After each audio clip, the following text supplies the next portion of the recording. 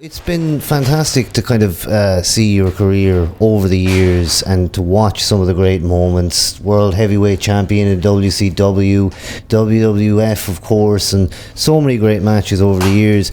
I suppose, talking a bit about the wrestling side of things, who would you consider to be one of your greatest opponents, if you could pick one? There's only one, for the best, for the real heated rivalry was the feud of the year, according to Pro Wrestling Illustrated in 1997, ahead of Brett and Steve, which was an awesome angle those guys had. But me and Savage, that angle, that made my career. The intensity of the matches were live. You can watch those. You'll be able to watch those matches 50 years from now and go, that shit was real. I don't know what the rest of those guys are doing, but what those guys are doing, those promos they cut on each other. That was the call out with Kimberly and that, was it? It was awesome. Yeah. And the whole thing where we had literally done a shoot in celebrity nudes for Playboy. I'm like, what do you mean they want me in it? And she's like, well, they want you to be tying your boots as I'm just about to slip into something. And I shot it and did all that without telling Bischoff or anybody. I just did it because I was figuring, you guys aren't doing anything for me. You don't really believe in me. I do. You don't. I do. And when I told Bischoff right before it came out, he's like, dude, you could lose your job over this. I go, well, maybe Vince will do something with it. And next thing you know, it was the angle. But golden moments again, like the one with Sting, Flair, Hogan, and the championship. Oh, that must have been like a complete career highlight for you. Yeah, it was it. To be in the ring and gonna put Hogan out.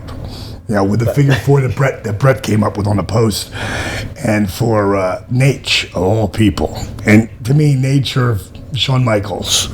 I don't know who's the best, overall. If you put years in or whatever, but one of those two guys, for Nature Boy to take the cutter in the middle.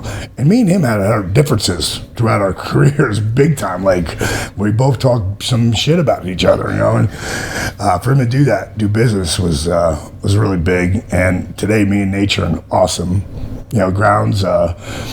We buried the hatchet about 3 years ago, and I've seen him a couple times. So I saw him at the Old School Raw. Come by, give me a big hug, and it's good because I love the guy. I don't want to have heat with him. I don't care what he said or what I said. Fuck that. Yeah. Let's move forward. How do you find the business today? I know you mentioned Triple H. You think the positioning of him coming forward in front of Vince a little bit is a good thing for the business? How do you see it, the general landscape? No, Vince is still the grand poobah. Don't make no mistake about that.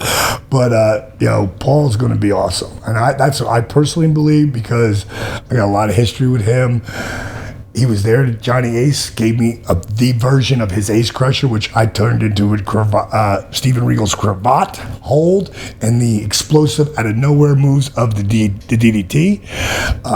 He was there that day, and one day, years later, he did the diamond cutter for a finish. I was like, oh no, because I was just getting it over big time. So I called him up.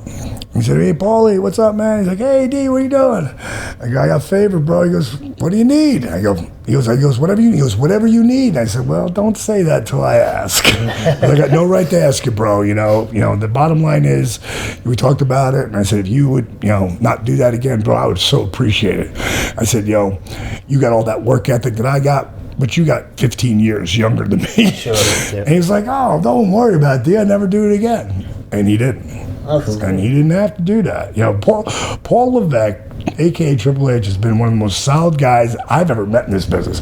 So nobody can talk no shit about him around me. Yeah. You may have your own beef with him, whoever it is, but no one who don't know ain't got nothing to say about him around me. Yeah. Because, he's always been a stand-up guy to me. Yeah. This right here, he told me a year ago, I will try everything to try to get Jake at some point in here when they feel he's ready all the way around. Yeah. And he made it happen.